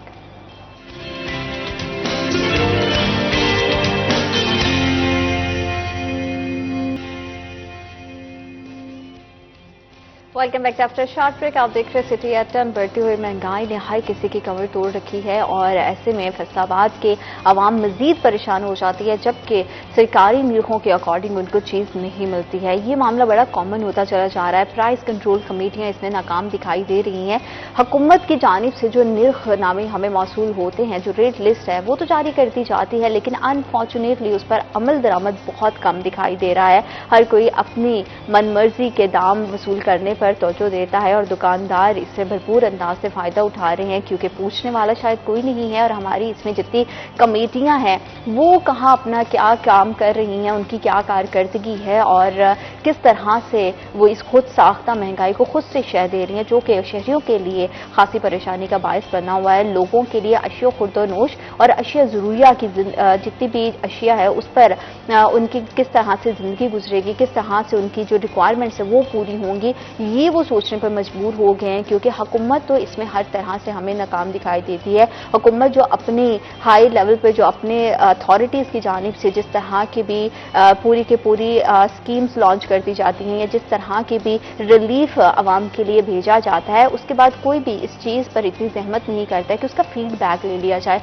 जितने हमारे अंडर काम करने वाली कमेटीज़ हैं उनसे पूछ लिया जाए कि आपको जनाब जो रेट लिस्ट दी गई थी उसके अकॉर्डिंग शहर में सूरत हाल वैसे चल भी रही है या नहीं चल रही, और इसका भरपूर अंदाज से फ़ायदा उठा रहे हैं हमारे दुकानदार, जो कि अपने फ़ायदे के लिए, अपने ज़ाती मुफाद के लिए, अपनी नफ़े के लिए आवाम को मज़ीद परेशानी में डाल रहे हैं, और आवाम के लिए जो है वो ज़िंदगी और उनका घर का रोज़गार चलाना, उनके घर को चूल्हा चलाना मज़ीद अजीरन होता जा रहा है। इस पूरी सूरत हाल में कि प्राइस कंट्रोल कमेटियाँ क्या कर रही है, ज़िलाई इंतज़ामिया की क्या जिम्मेदारी हैं और वो क्यों नाकाम दिखाई दे रही हैं। प्राइस कंट्रोल जितनी भी चीज़ें हैं, जितनी भी हुकूमती निर्खनामों पर लोगों तक जो कि चीज़ें पहुँचनी चाहिए वो नहीं पहुँच पा रही, तो इसके पीछे की सबसे बड़ी नाकामी की वजह क्या है और इसके जिम्मेदारान कौन है, इसी हवाले से अपने मेहमानों से बात करेंगे। हमारे साथ मौजूद हैं assistant commissioner city Faisalabad Faisal Ahmed और साथ ही साथ सीनियर रिपोर्टर वकास अहमद बेग। अस्सलाम वालेकुम, कैसे हैं हम दोनों? खैरियत से हैं सर? सबसे पहले तो ये बताइएगा कि हमारे यहाँ महंगाई तो है लेकिन खुद साख्ता महंगाई बहुत ज़्यादा है, क्योंकि हमारी जितनी ज़िलाई इंतज़ामिया है, प्राइस कंट्रोल कमेटियाँ हैं, वो मुकम्मल तौर पर नाकाम दिखाई दे रही हैं हुकूमती निर्खनामों पर, हुकूमती रेट लिस्ट पर जो अशिया आवाम तक पहुँचनी चाहिए उन तक पहुँचाने में। इसके पीछे की सबसे बड़ी वजह क्या है? कौन सा ऐसा चैलेंज है जो कि हमारी ज़िलाई इंतज़ामिया को दरपेश है, जिसकी वजह से वो अपना काम बेहतर अंदाज में नहीं कर पा रहे हैं? बिल्कुल, जो महंगाई जो है वो दो किस्म की है। एक तो वो है जो बुनियादी अशिया ज़रूरियात से रिलेटेड जो इंपोर्ट होके आते हैं। चूंकि इंपोर्टेड आइटम्स का डॉलर रेट से और एक्सचेंज ज़र मुबादला से ताल्लुक़ होता है, तो उसके ऊपर रीजनल या लोकल इंतज़ामिया का इतना कंट्रोल नहीं होता।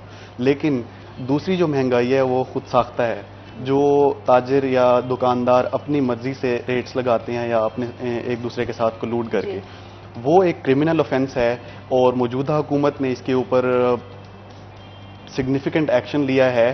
प्राइस कंट्रोल कमेटीज़ की बात कर ली जाए या फिर खुद साख्ता महंगाई के ऊपर क्रैकडाउन या फिर उसके खिलाफ फौजदारी कार्रवाई की बात की जाए, तो दोनों तरह से जो है मौजूदा हुकूमत ने इसके ऊपर अच्छा खासा काम किया है। तो दो नुकाती एजेंडा या प्लान है गवर्नमेंट ऑफ पंजाब का, जिसमें पहला नुकता तो ये है कि जो ताजिर तंजीमें हैं, ज़िली इंतज़ामिया उन्हें इंगेज करके उन्हें इस चीज़ के ऊपर पाबंद करें कि जो भी ज़िली इंतज़ामिया की तरफ से नोटिफाइड रेट्स हैं उनकी खिलाफ वर्जी ना हो। उससे काफ़ी सारा फ़र्क खुद ही पड़ जाता है।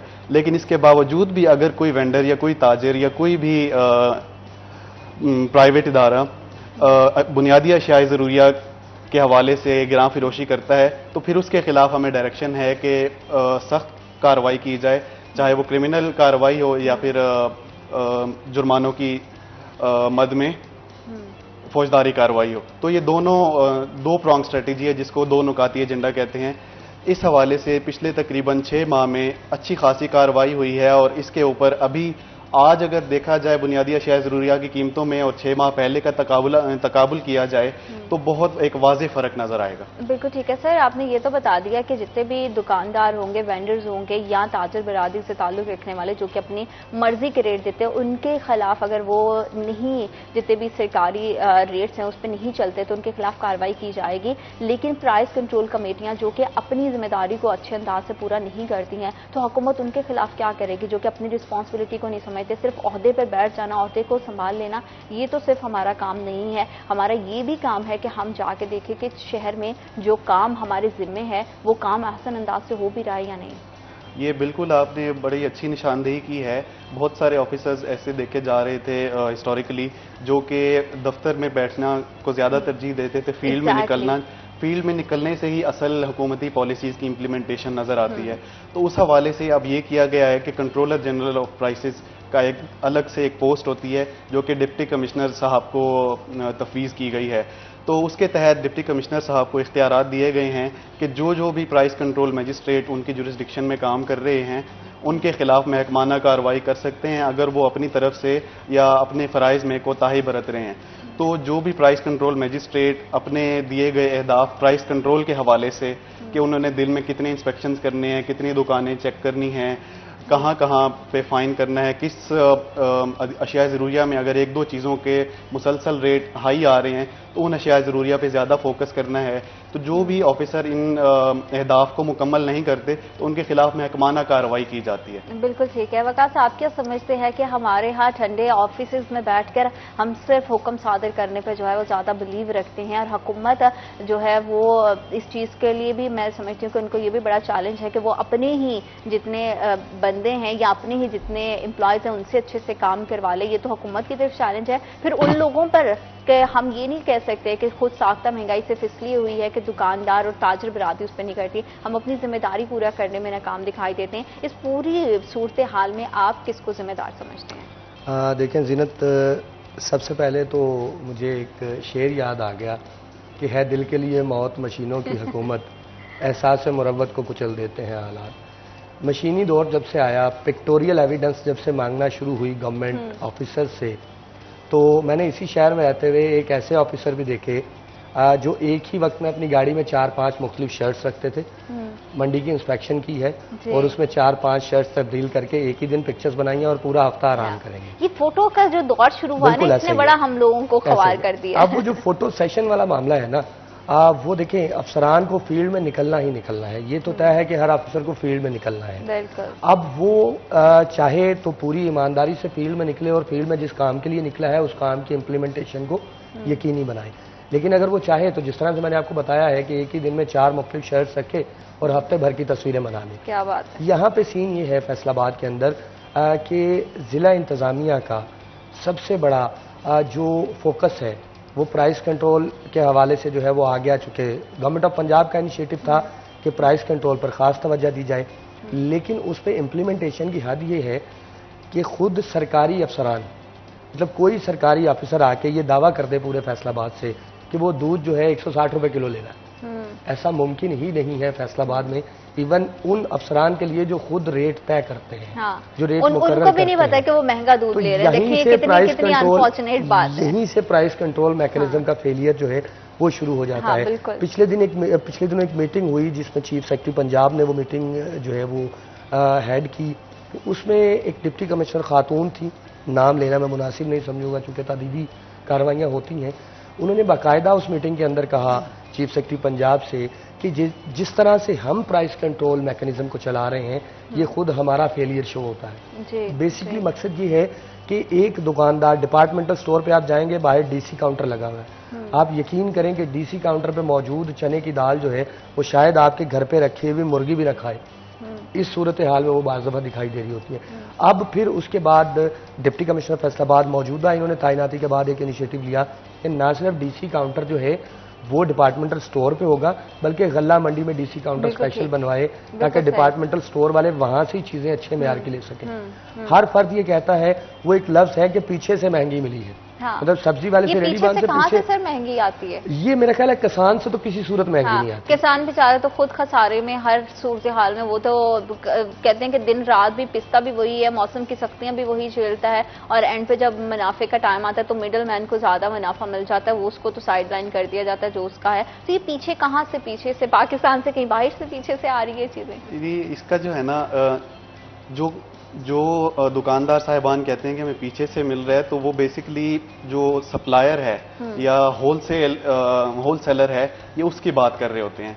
और ये ज्यादातर जो है ना ये इंपोर्टेड आइटम्स की बात, जैसे दालें हैं वो हम ज्यादातर इंपोर्ट करते हैं, तो चूंकि वो डॉलर रेट के ऊपर फिक्स्ड होती हैं, लेकिन ये सिर्फ इस एक नुक्ते को वजह बना के कि डॉलर रेट चूंकि हाई है तो इस वजह से पीछे से महंगाई बढ़ती जा रही है। कई दफ़ा तो ये बात ठीक होती है, लेकिन अक्सर दफ़ा जो है ना ये सिर्फ इसको बहाने के तौर पे पेश किया जाता है। तो ये होलसेलर्स वाला जो है ना, इसका फिर हमने तदारुक ये किया डिप्टी कमिश्नर साहब ने कि हमारी जो गला मंडी है जहाँ पे होलसेलर बैठे हुए हैं, बड़े लेवल के ताजर बैठे हुए हैं जो सप्लाई करते हैं हमारे रिटेलर्स को, दुकानदारों को, वहाँ पे भी डीसी रेट लगाए, डीसी रेट को इम्प्लीमेंट किया जाए। और उससे ये होगा कि फिर दुकानदार के पास ये जवाब नहीं रहेगा कि पीछे से मुझे जो है ना चलो ये दालें तो हमने इंपोर्ट कर ली, तो जितनी हमारी सब्जियां हैं, फ्रूट है, चिकन है, ये सब चीजें तो वो है ना, जितनी ज़रूरी अजनास है वो तो हमारे अपने मुल्क से ही हमें मिलती हैं। तो इनके मामले में भी यही एक सेम टिपिकल स्टेटमेंट हमें सुनने को मिलती है। वो तो बिल्कुल उसका कोई जवाब नहीं है, उसका कोई मंतक नहीं है कि जो ज़रूरी अजनास हैं उनका अगर कहा जाए कि वो पीछे से महंगी हैं, इसका बिल्कुल कोई मंतक नहीं है और ये वाला आर्ग्यूमेंट इसके ऊपर अप्लाई नहीं होता। सब्जियों का एक बड़ा सेट क्राइटेरिया है जो सालों से चलता आ रहा है कि सुबह सवेरे मंडी के अंदर ऑक्शन होता है। फैसलाबाद की बड़ी मंडी है चूंकि, तो उसमें सारा दिन ही मुख्तलिफ औकात पे ऑक्शन चलते रहते हैं। डिप्टी कमिश्नर साहब ने और हमारे जो असिस्टेंट कमिश्नर साहिबान हैं, प्राइस मजिस्ट्रेट्स हैं, उनकी डेली की ड्यूटीज़ होती हैं। तो उस ऑक्शन को मॉनिटर करने की, ताकि लोग आपस में कलूड करके हाई रेट्स नोटिफाई ना कर दें। तो ज़रिया अजनास के ऊपर ये वाला जो आर्ग्यूमेंट है वो लागू नहीं होता, ये सिर्फ उन अजनास के ऊपर होता है जो इंपोर्ट होती है। लेकिन फिर भी खुद साख्ता महंगाई है, क्योंकि लोग अपनी मर्जी के रेट दे रहे हैं, उसमें हमारी कमेटियां उतने अच्छे से एक्सेल नहीं कर पा रही, अपनी परफॉर्मेंस नहीं दिखा पा रही हैं। तो आप क्या समझते हैं कि इस पूरी सूरत हाल में क्या हम बेहतर आज तक सिस्टम ही नहीं दे पाए, या अपने सिस्टम को अच्छे से चला नहीं पा रहे हैं, इसी वजह से लोगों को खुद साख्ता महंगाई का सामना करना पड़ रहा है? बिल्कुल सिस्टम के अंदर फ्लॉज थे और अभी भी कुछ हैं, लेकिन पिछले 5-6 जी बिल्कुल हैं। नहीं, मैं सिर्फ कुछ पे बात कर रही हूँ कि सिर्फ कुछ हैं फ्लॉज हमारे। जी बिल्कुल, मैं वही बताने की कोशिश कर रहा था कि पिछले 6-7 माह में ना हुकूमत पंजाब ने इसके ऊपर बड़ा एक्सटेंसिव काम किया है और बहुत सारे लूप होल्स को प्लग कर दिया उन्होंने। ठीक है। बहुत सारे जो इश्यूज थे उनको रिजॉल्व कर दिया है। अब जैसे प्राइस मजिस्ट्रेट है, अब अगर वो फील्ड के अंदर नहीं निकलेगा तो उसके ऊपर एक अलग इंडिपेंडेंट ओवरसाइट है, निगरानी की जाती है अर्बन यूनिट के जरिए और स्पेशल ब्रांच के जरिए, जो कि जिली इंतजामिया के कंट्रोल से काफी हद तक बाहर होते हैं। तो वो उनकी कोताही या कमजोरी की निशानदेही करते हैं। हुकूमत पंजाब जाती है लाहौर और वहां से हमें निशानदेही होती है। यही से कंटिन्यू करूंगी और जानेंगे कि इस खुद साख्ता महंगाई और महंगाई का जो तूफान बर्पा हो रहा है, इसकी वजह से आम शहरी की जिंदगी किस तरह से मुतासिर हो रही है। लेकिन राइट आफ्टर दिस ब्रेक।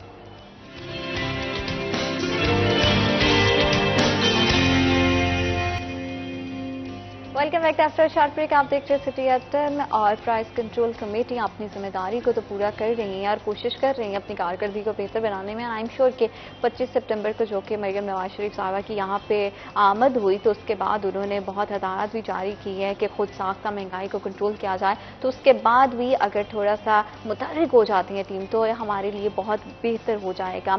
लेकिन इस तमाम खुद साख्ता महंगाई से अवाम बहुत बुरी तरह से मुतासिर होती है। सर, आपसे जानना चाहूँगी कि जितनी भी प्राइस लिस्ट होती हैं, प्राइस रेट होते हैं, वो किस हिसाब से बनाए जाते हैं और कितनी बार लिस्ट जो है वो जारी की जाती है?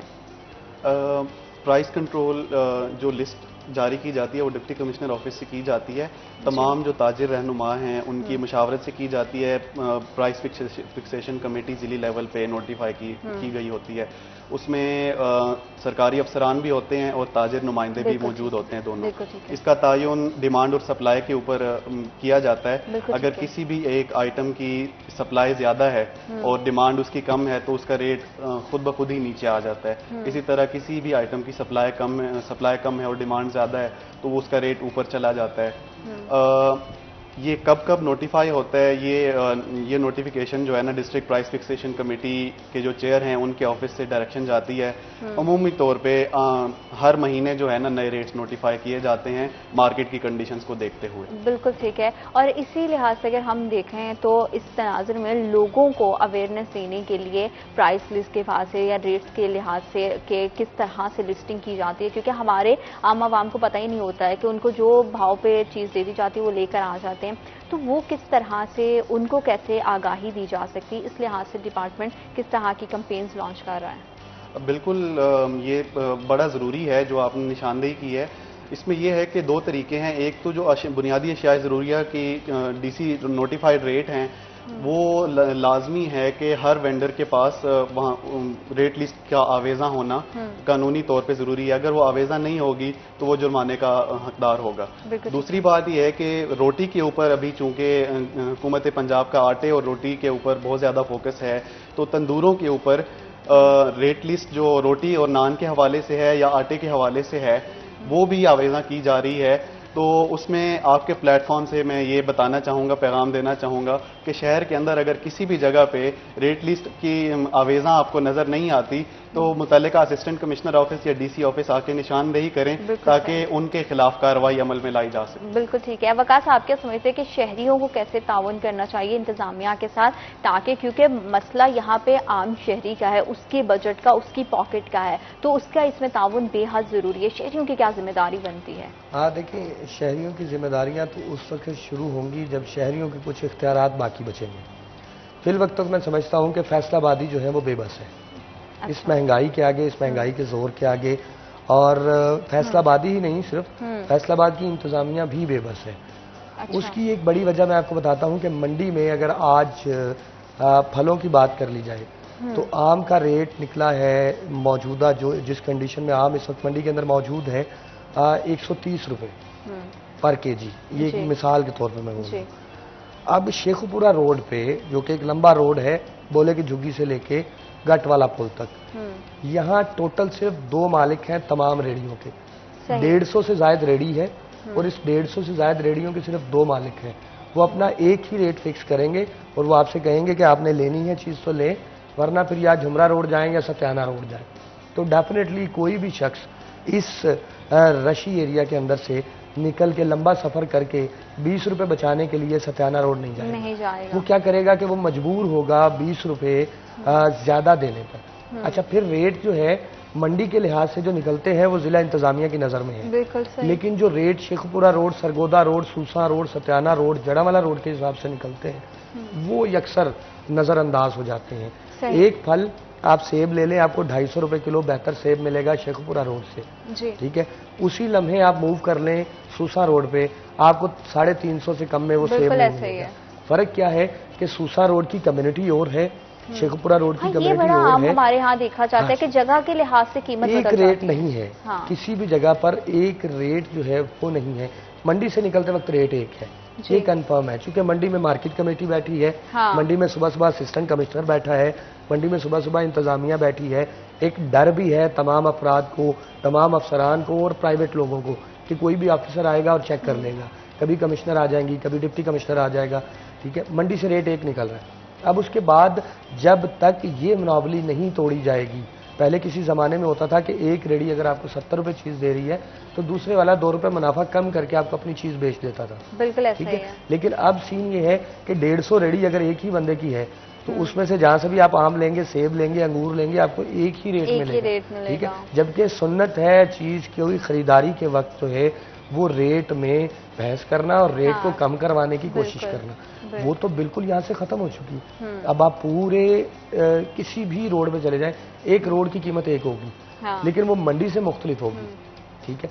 अब होता क्या है कि असिस्टेंट कमिश्नर जब जुर्माना करवाने जाते हैं, फैसल साहब ने बाज़ दफ़ा ऐसी चीजें फेस की होंगी, एक रेडीबान को जुर्माना करते हैं तो रेडीबार जमीन पे बैठ जाता है कि भाई मैं तो दिहाड़ीदार मजदूर हूँ, ठीक है, मुझे 5000 जुर्माना कर देंगे तो मुझे तो 4 दिन दिहाड़ी नहीं मिलेगी, ठीक है। मसला ये है कि जब इन रेडियो को उठाते हैं, इनको उठाया जाता है, उसके बाद जो पीछे सिफारिशी आते हैं कि इन रेडियो को छोड़ दिया जाए, असल मुद्दा वो है, ठीक है। यानी तो एक इस ही पूरे मामले को फिर किस तरह से सर आपसे जानना चाहूंगी कि किस तरह से हम हल कर सकते हैं, जैसे कि वकास ने भी निशानदेही की कि आपको भी बहुत बार एक बात थोड़ी सी ऐड करना चाहता हूँ कि अब इस पे जब जिला इंतजामिया को थोड़ा थोड़ा इदराक होना शुरू हुआ है कि रेडीबान एक माफिया बनता जा रहा है, तो फिर ये किया गया है गवर्नमेंट ऑफ पंजाब की जानिब से कि रेडी बाजार लगाए जा रहे हैं, ठीक है। गवर्नमेंट खुद अपनी रेडियां दे रही है मुस्तहक अफराद को जिनके पास रोजगार नहीं है, बिजनेस नहीं है, कि वो ये रेडी लें और एक खास सिमेट्री के अंदर रहते हुए, किसी भी रोड की लोकेशन को, ब्यूटिफिकेशन को खराब करते हुए, एक खास जगह पर रहते हुए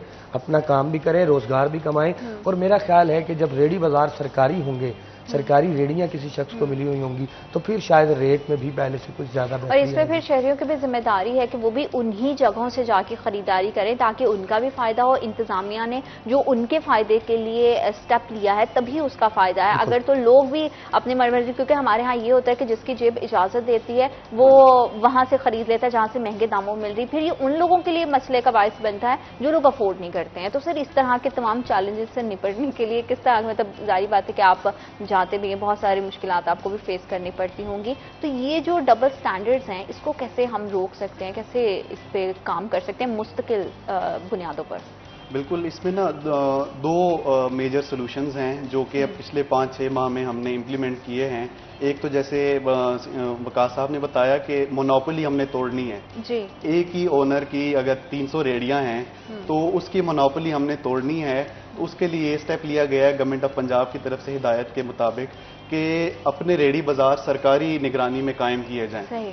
अपने रेडी बाजार का एक तो ये फायदा है कि वो साफ सुथरे और एक लाइन के अंदर होते हैं, दूसरा ये फायदा है कि सरकारी रेट पे चीज मिलती है, क्योंकि उसमें हमारे ऊपर प्रेशर होता है कि वहां से भी अगर सरकारी रेट पे ना मिले तो फिर बड़ा मसला बन जाता है हमारे लिए, इंतजामिया के लिए। तो वहां पे सरकारी रेट पे एक ये फायदा है। दूसरा ये है कि जो 300 रेडी का मालिक है जिसने मजदूरी पे रखे हुए हैं मुलाजिम, उसकी मोनोपोली भी टूटती है जी। तो एक सोल्यूशन इसका ये है।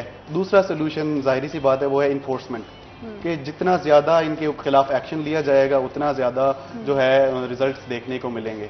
तो जैसे मैंने बताया शुरू में कि पिछले 5-6 माह में ये वाला जो एलिमेंट है कि हमें सिफारिशें या प्रेशर्स आते थे अनड्यू कंसर्न क्वार्टर से या अनकंसर्न क्वार्टर से, तो पिछले 5-6 माह में हुकूमत पंजाब की तरफ से इस मामले में इन्फोर्समेंट के हवाले से हमें बड़ी सपोर्ट मिली है।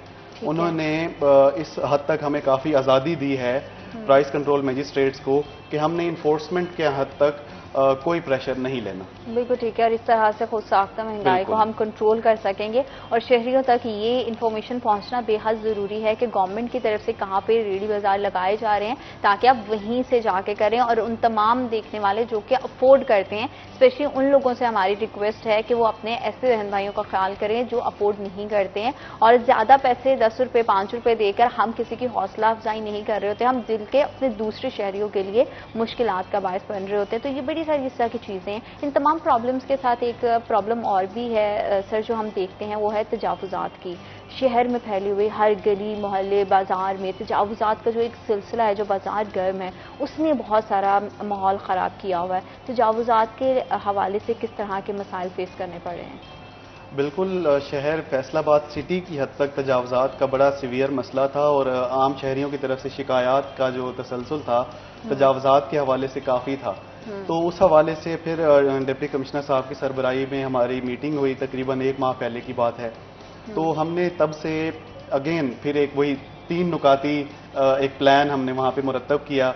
उसमें ये था कि पहले 2-3 हफ्ते हमने तो ये 3 नुकाती प्लान क्या है ये हम जानेंगे, लेकिन आप सबको थोड़ा सा इंतजार करना पड़ेगा क्योंकि वक्त एक छोटी सी ब्रेक का। हमारे साथ रहिएगा, आप देख रहे हैं सिटी एट 10।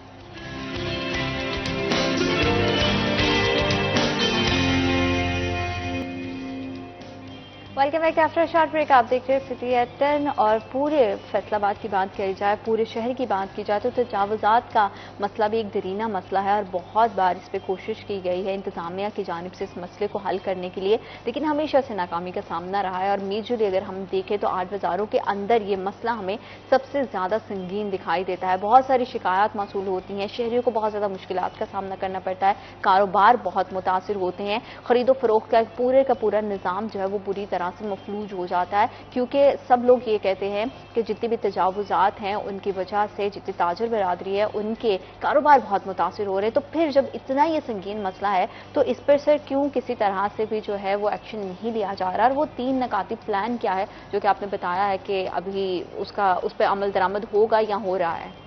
बिल्कुल, ये तकरीबन 1 महीना पहले हमारी इजलास के बाद ये तय हुआ था कि हम पहले अवेयरनेस कैंपेन स्टार्ट करेंगे, वहाँ पे अवाम और ताजरान को एतमाद में लाएंगे जी, ताकि बहैसियत हुकूमत पंजाब के नुमाइंदे के हमारी ये जिम्मेदारी थी कि पहले उनको एतमाद में लिया जाए, फौजदारी या क्रिमिनल कार्रवाई उनके खिलाफ शुरू करने से पहले एक मौका देना जरूरी है ताकि खुद ही बंदा जो है अपने किबला दुरुस्त कर ले। फिर दूसरा ये था, ये तकरीबन 2 से 3 हफ्ते ये सिलसिला चला हमारा। हमने रिक्वेस्ट की, मीटिंग्स की, वहाँ पे ऐलान करवाए लाउड स्पीकर के थ्रू। दूसरा मरहला ये था कि हमने जो आर्जी तजावुज़ात हैं जिन्होंने कोई थड़े लगाए हुए थे बाजारों के अंदर 20-20 फुट तक, 10-10 फुट तक, इवन 7-7, 8-8 फुट तक, तो हमने उनके खिलाफ जो कार्रवाई की, आर्जी तजावुज़ की सूरत में जो भी सामान उनका रास्ते पे नजर आता था हम वो जब्त कर लेते थे। बिल्कुल ठीक है। अब तीसरा मरहला जिसमें शदीद क्रैकडाउन की हमें ज़रूरत पड़ी, कुछ लोग इससे भी नहीं संभल रहे थे, तो ना सिर्फ अब हम उनका आर्जी तजावुज़ात वाला सामान उठा रहे हैं बल्कि उन्होंने जो रोड साइड ड्रेन जिससे सेवरेज के काफ़ी मसाइल जन्म लेते हैं, उनके ऊपर पक्के थड़े या तजावुज़ात बना लिए थे जिससे ड्रेन की सफाई नहीं हो पाती। एक इजाफी मसला भी वो क्रिएट करता है तजावुज़ात के अलावा भी, तो अब उनको भी डिसमेंटल किया जा रहा है। बिल्कुल ठीक है, बिल्कुल ठीक है। और तजावुज़ात की वजह से वकास कारोबार को कितना नुकसान पहुंचता है क्योंकि वहां पे बैठे हुए ताजर बिरादरी जो कि बहुत ही स्मॉल स्केल पे अपना बिजनेस रन कर रहे हैं, अगर उनकी दुकान के सामने कोई भी ठेला है, कोई भी स्टॉल लगा हुआ है तो उनका कारोबार कितना मुतासिर होता है क्योंकि सबसे ज्यादा शिकायत हमें ताजर बिरादरी की तरफ से आती है कि उनका रूटीन का रोजमर्रा का कारोबार बहुत ज्यादा मुतासिर होता है। अच्छा, मैं बीइंग रिपोर्टर जब कभी सोचता हूँ ना जीनत, तो मैं इस बात पे हंसता हूँ कि ताजर आके जब ये शिकायत करता है ना कि तजावुज़ात से हमारा कारोबार बर्बाद हुआ है, तो जो तजावुज़ात हैं, ठीक है, वो किसी ने घर नहीं बनाया हुआ सड़क पे, किसी ने अपना कमरा बना के रिहाइश नहीं रखी हुई, वो भी कोई छोटा कारोबार करने वाला ताजर ही है। मतलब ताजरों को ताजरों से खतरा है, ताजरों से आम शहरियों को नहीं। आप जाके कचहरी बाजार की किसी दुकान के सामने गाड़ी लगाएं, with in 10 minute traffic police उठाए ना उठाए, दुकानदार आप पे चीखना चिल्लाना शुरू कर देगा कि मेरे कारोबार के सामने गाड़ी लगा दी। लेकिन वही दुकानदार जो है, वही एक ठेलेबान को, एक रेडीबान को 10,000, 20,000, 50,000 महाना पे अपनी दुकान का फ्रंट बाकायदा किराए पे देता है। और इस तरह के किराएनामे जो है बाकायदा सिग्नेचर हुए हुए, एग्रीमेंट हुए हुए मौजूद है मार्केट के अंदर। बिल्कुल सही। अब जो तजावजात है वो कौन बना रहा है? ताजिर खुद। ठीक है, निशाताबाद से आने वाला बंदा कचहरी बाजार में तजावजात नहीं बना सकता। ठीक है, उसको तो गाड़ी लगाने की इजाजत जो है वो बड़ी मुश्किल मिलती है, उतनी देर के लिए जितनी देर उसने उस दुकान से खरीदारी करनी है। हुआ क्या है कि हर ताजर ने अपनी दुकान के सामने अपना ही ठेला लगा रखा है। ठीक है, और बाहर निकल के शोर करना शुरू कर दिया जी तजावजात बहुत है। जब आप किसी का सामान उठाते हैं तो वो कहते हैं कि जनाब हमारा क्यों कचहरी बाजार में ऑपरेशन किया? कचहरी बाजार वाले कहते हैं जी भवाना बाजार में करें पहले। भवाना बाजार में किया, वो कहते हैं जी कारखाना बाजार में करें पहले। कारखाना बाजार में किया, वो कहते हैं अमीरपुर बाजार में। मुद्दा ही यही है कि रोड साइड ड्रेन जो है वो है बिल्डिंग लेन के बिल्कुल साथ। बिल्कुल सही। जिस तरह रोड साइड ड्रेन मुतासिर होगी तो अगला मसला क्या होगा? शहर में सीवरेज का इशू हो जाएगा, उसकी सफाई नहीं हो सकेगी। रोड साइड ड्रेन के ऊपर जो रखे हुए ढक्कन हैं, जिन्हें बवक्ते जरूरत उठा के उस ड्रेन की सफाई करनी है, पूरे शहर में आपको एक ढक्कन नहीं मिलता। इवन अ सिंगल कैप कहीं भी मौजूद नहीं है। क्या है कि पूरी रोड साइड ड्रेन के ऊपर किसी दुकानदार ने मार्बल लगा लिया अपनी दुकान को खूबसूरत करने के लिए, किसी ने थड़े बना लिए, किसी ने रैंप बना लिया, और फिर मीटिंग्स में ये बोलना शुरू कर दिया कि जी तजावजात है। अब जिला इंतजामिया ने पहले 2 मरहले किए, मुझे भी लग रहा था कि ये रूटीन का ऑपरेशन होगा, जिस तरह पहले होता रहा, 4 दिन हुआ फिर बंद हो गया। लेकिन अब जो तीसरा मरहला इन्फोर्समेंट का शुरू हुआ है, जिसमें हैवी मशीनरी है जिला इंतजामिया के पास, और फिर ये लिहाज नहीं किया जा रहा कि यहाँ पे सिर्फ म्यूनिसिपल कॉरपोरेशन काम करेगी, बल्कि एक ही वक्त में तमाम डिपार्टमेंट मौजूद हैं, जिसके जिम्मे जो चीज़ आती है वो उसको कवर करता है। असिस्टेंट कमिश्नर जो है वो 8 बाजारों की फैसल साहब निगरानी कर रहे हैं, और इस निगरानी की सूरत में मैंने पहला बताया कि भवाना बाजार के अंदर ताजरों की जानिब से बाकायदा जब्त किया गया सामान छीनने की कोशिश की गई, फिर उन पर FIR करवाई गई जिला इंतजामिया की जानिब से, सिर्फ इसलिए कि वो जो रोड साइड ड्रेन है वो बासा की ज़रूरत है शहर की सफाई के लिए। और आम शहरी का वो हक है, चूंकि मेरा वो रास्ता है, मैंने उसी रास्ते से गुजरना है, सड़क के दरमियान से गुजरना हादसे से कम नहीं होगा। बिल्कुल सही। इसलिए मेरे लिए जगह है वो रोड साइड ड्रेन, वो फुटपाथ। ठीक है, इन्होंने 5-5 फीट तक अपना हक समझ रखा है दुकानदारों ने कि शायद हम अपनी दुकानें 5 फीट बड़ी कर लें, या अपने दुकान का दरवाजा 5 फीट बाहर लगा लें। इंक्रोचमेंट से ना सिर्फ आपकी दुकान या आपका बिजनेस मुतासर होता है, जैसे कि ये तो एक डबल पॉलिसी है कि आप खुद ही अपनी दुकान के सामने किसी को स्टॉल लगाने की इजाजत भी दे रहे हैं, फिर वो वेला भी कर रहे हैं, उसकी वजह से ट्रैफिक का निजाम वो बुरी तरह से मुतासर होता है, हमारे बाजारों की खूबसूरती सर वो बुरी तरह से मुतासर होती है, जो वहाँ पे खरीदार जाते हैं उनके लिए बहुत ज्यादा मुश्किलात का सामना करना पड़ रहा है। तो ये बहुत इंपॉर्टेंट चीज है जिसको ओवरकम करना बहुत ज्यादा जरूरी है, और इसमें सबको अपनी संजीदगी और अपनी जिम्मेदारी को समझने की बहुत जरूरत है। इंतजामिया के साथ साथ हमारी जितनी ताजर बिरादरी है उनका भी इसमें इंपॉर्टेंट किरदार होना चाहिए। लेकिन 8 बाजारों के हवाले से अगर हम बात करें तो वहां पर जब भी किसी इस तरह का कोई एक्शन किया जाता है तो वहीं से मुख्तलिफ ग्रुप्स उठ के आ जाते हैं जो कि इस काम के बीच में रुकावट बन जाते हैं। तो इस तरह के कितने चैलेंजेस आपको फेस करने पड़ रहे हैं? 8 बाजारों में घंटा घर जो है ना वो शहर फैसलाबाद की एक माशाल्लाह से पहचान है, और बड़ा तारीखी मुकाम है, और शहर की खूबसूरती का एक मजहर है। तो यहाँ पे जो है ना तजावजात जो हैं इस खूबसूरती को बड़ा मुतासिर करते हैं। तो इस हवाले से, और दूसरा ये है कि आम आदमी की जिंदगी को भी बड़ा मुश्किल करते हैं, चाहे वो खरीदार की सूरत में हो, चाहे वो ड्रेनेज की या वासा के ऑपरेशंस को मुतासिर करने की सूरत में हो। तो आम आदमी की जिंदगी भी मुतासिर होती है, शहर की खूबसूरती भी मुतासिर होती है। तो हमने इन्फोर्समेंट का अब हम तीसरे मरहले पे हैं। अब हमने बिला इम्तियाज एक ऐसी कार्रवाई शुरू की है कि डेली बुनियाद पे मैं खुद जाता हूँ, पुलिस को हमने उनकी डेली ड्यूटी लगाई है साथ, और MCF जो बल्दिया फैसलाबाद का अमला है वो भी साथ होता है। जिन जिन लोगों ने पक्के तजावजात बनाए होते हैं उनको डिसमेंटल किया जाता है, आर्जी तजावुज है उसको हटाया जाता है। बिला इम्तियाज 4 फुट या 5 फुट वाला जो इस्तेहकाक समझा जा रहा था पहले, उसको भी अब ख़त्म कर दिया गया है। अब कंप्लीटली इन्फोर्समेंट की तरफ हम आ गए हैं। हमने जितना मौका देना था वो दे चुके हैं। एक सॉफ्ट किस्म की कार्रवाई भी करना थी, आर्जी तजावजात के हवाले से वो भी कर ली है। अब हमने क्रैक डाउन करना है, क्योंकि शहर की खूबसूरती और आम आदमी की जो जिंदगी है उसको मुतासिर करने से हमें बचाना है। अच्छा सर, एक काम ख्याल ये भी किया जाता है कि गवर्नमेंट ही जो है वो अपने ऑर्डर्स को भेजती है डिपार्टमेंट्स तक, फिर डिपार्टमेंट्स जब काम करते हैं तो सियासी असर रसूख रखने वाले लोग ही उस काम में रुकावट बन जाते हैं। आपके काम में या आपकी पूरी की पूरी जो अभी आप क्रैक डाउन करने की तरफ जा रहे हैं, इस तमाम मामलात में सियासी मुदाखलत कितनी राह में रुकावट बनती है, या सियासी असर रसूख रखने वाले शख्सियात कितने ज़्यादा आपके काम को डैमेज करते हैं? बिल्कुल, जब हमने शुरू किया था आगाही के बाद, जब हम दूसरे मरहले पे आए थे और आर्जी तजावजात हटाना शुरू किए थे, तो इस तरह का चैलेंज हमें फेस करना पड़ा था। फिर हमने डिप्टी कमिश्नर साहब के साथ इस मामले को एजिटेट किया। उन्होंने हमें अपनी मुकम्मल यकीन दहानी कराई कि इस मामले में चूंकि हुकूमत पंजाब का इनिशिएटिव है, तो इस मामले में जो है आप बिल्कुल प्रेशर नहीं लें और हुकूमती नुमाइंदे आपके साथ हैं। तो उसके बाद से अब हम बिला इम्तियाज कार्रवाई की जानिब जा रहे हैं, और जो भी मज़ाहमत करता है पुरजोर तरीके से, तो उसके अगेंस्ट हम क्रिमिनल कार्रवाई शुरू करते हैं। जैसे कि भवाना बाजार में एक वाकया ऐसा देखने को आया कि हमने तजावजात का सामान जब्त किया था, उन्होंने आके ना सिर्फ मुगल्लजात बके बल्कि साथ साथ सामान भी उठा लिया, खींच लिया। तो उनके खिलाफ अब फौजदारी कार्रवाई, क्रिमिनल कार्रवाई हमने शुरू की। बिल्कुल ठीक है, ये तो अच्छी बात है कि किसी भी तरह की सियासी मुदाखलत से पाक अगर हमारे हर महकमे हो जाएंगे तो फिर हम सोच सकते हैं कि हमारे डिपार्टमेंट अच्छे अंदाज से काम कर सकेंगे और कितने अरसे में फैसलाबाद को तजावुजात से पाक किया जा सकेगा, और इसका लाही अमल नेक्स्ट आने वाले दिनों में हमें क्या दिखाई देगा, इस हवाले से हम बात करेंगे, लेकिन राइट आफ्टर दिस ब्रेक।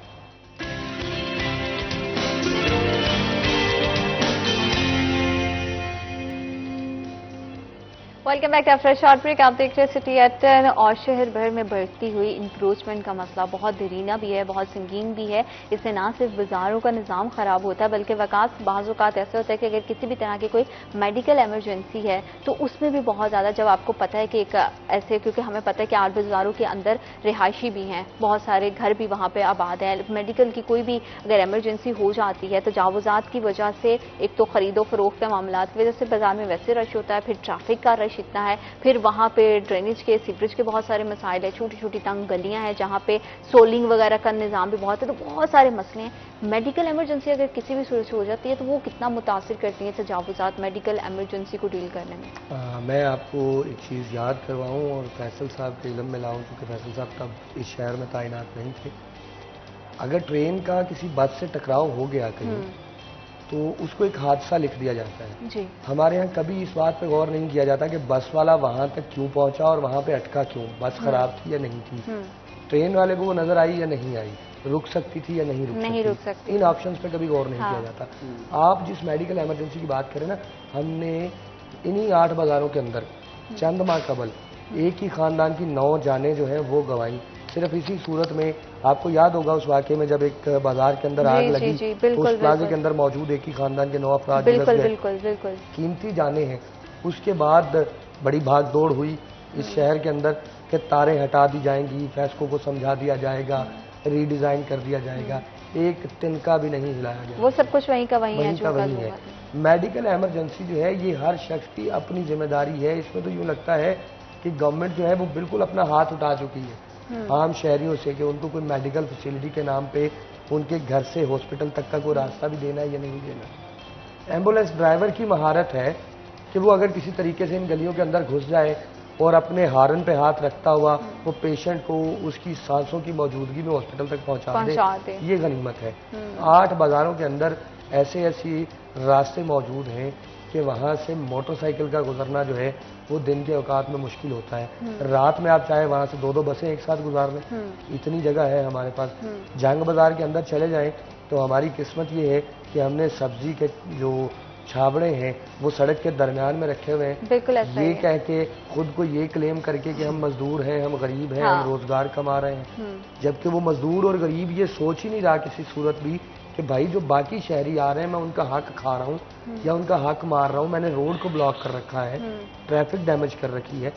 ये हर फर्द को जाती तौर पर भी सोचना होगा।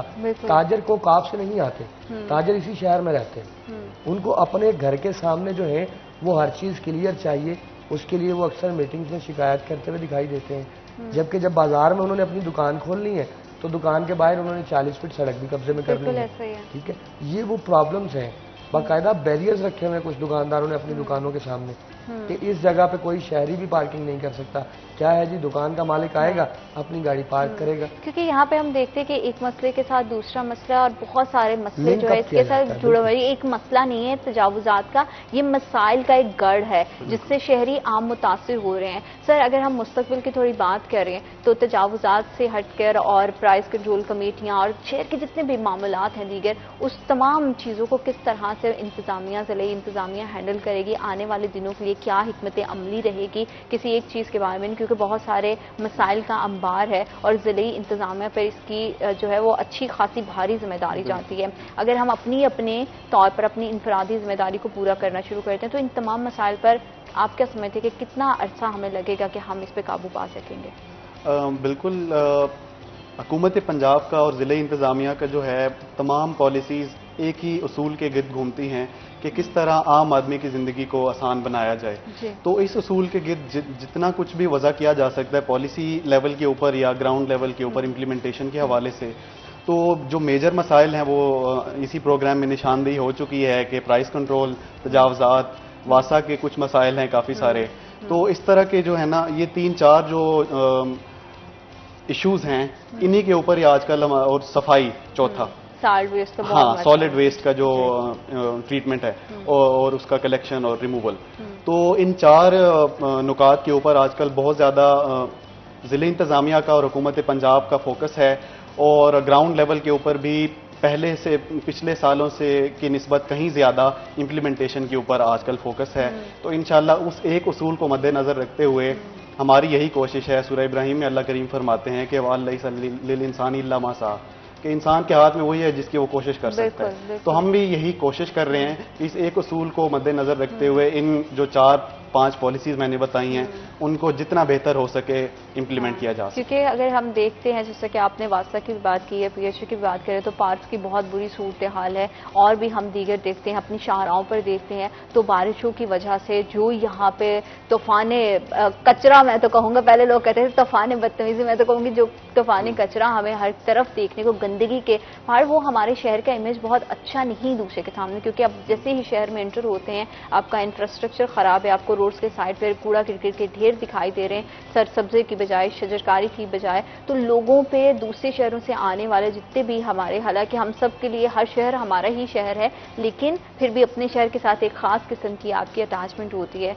तो शहर फैसलाबाद के बहुत सारे मसाइल और इंक्रोचमेंट देखें तो वो 8 बाजारों से अलावा और भी बहुत सारी जगहों पर हैं। तो सब तरीके पर काम करना बेहद ज़रूरी है। तो ये रिस्पॉन्सिबिलिटी है और इसमें शहरियों की क्या जिम्मेदारी है और शहरियों का क्या ताउन है जो कि ज़िले इंतज़ामिया को चाहिए और कहाँ पे उनकी तरफ से आपको मसाइल का सामना करना पड़ता है? ये बड़ा अहम नुक्ता आपने उठाया है। इसमें ये समझने की बात है कि हम ज़िले इंतज़ामिया या हुकूमत पंजाब कभी भी कोई पॉलिसी इंप्लीमेंट नहीं कर सकती जब तक कि शहरियों की तरफ से सपोर्ट ना हो। तो मैं इस प्लेटफॉर्म से ये निशानदेही करना चाहूँगा और रिक्वेस्ट करना चाहूँगा अपनी जनरल पब्लिक से कि चाहे वो प्राइस कंट्रोल के हवाले से हो, तजावज़ात के हवाले से हो, सॉलिड वेस्ट के हवाले से हो, कि मिसाल है सॉलिड वेस्ट को हम उसकी डेजिग्नेटेड जगह के अलावा ना फेंकें। ये एक बड़ी बुनियादी सी चीज़ है जो महज़ब दुनिया में होती है। अब फैसलाबाद चूँकि बड़ा शहर है, पढ़े लिखे लोग यहाँ ज़्यादा हैं, तो किसी हद तक ये यहाँ पे भी अच्छा खासा ये उसूल फॉलो किया जाता है। लेकिन बहुत बेहतरी आ जाएगी जब हम में से हर शहरी जो है इस असूल को की पैरवी करना शुरू करेगा। तो हुकूमती इदारों का काम बहुत आसान हो जाता है। हमारा 80-90% काम तो हमारे शहरियों के ताउन से ही हो जाता है। जो आखिर में 5-10% या 15% होता है उसमें हमें इन्फोर्समेंट करना पड़ती है। तो यही अपील है शहरियों से भी आपके तवस्सुत से कि हुकूमत की जो पॉलिसीज़ हैं, हमारे जो इनिशिएटिव्स हैं, इक़दामात हैं, उनमें आम शहरी हमारे साथ ताउन करें ताकि एक आम शहरी की ज़िंदगी में जो हम सब का मकसद है, पहला उसूल है कि आम शहरी की ज़िंदगी में थोड़ी हो या ज़्यादा हो आसानी आए। Thank you so much sir कि आप प्रोग्राम का हिस्सा बने। थैंक यू वकास कि आपने भी अपना कीमती वक्त दिया और तमाम देखने वालों के लिए यही दुआ है कि अल्लाह ताला हम सब के लिए बहुत सारी आसानियां पैदा करे। ये किसी एक बंदे के करने का काम नहीं है। हम इदारों पर तो बहुत ब्लेम करते हैं, लेकिन एज सिटीजन हमारी भी कुछ रिस्पॉन्सिबिलिटी है। जब तक हम अपनी अपनी जिम्मेदारी को नहीं समझेंगे तब तक मामला चूंकि तुम रहेंगे। अल्लाह ताला आप सबके लिए बहुत सारा आसानियां कदर करिए, अपना बहुत ज्यादा ख्याल रखिएगा। बशर्ते जिंदगी, कल दोबारा आपसे मुलाकात होगी अल्लाह के पास।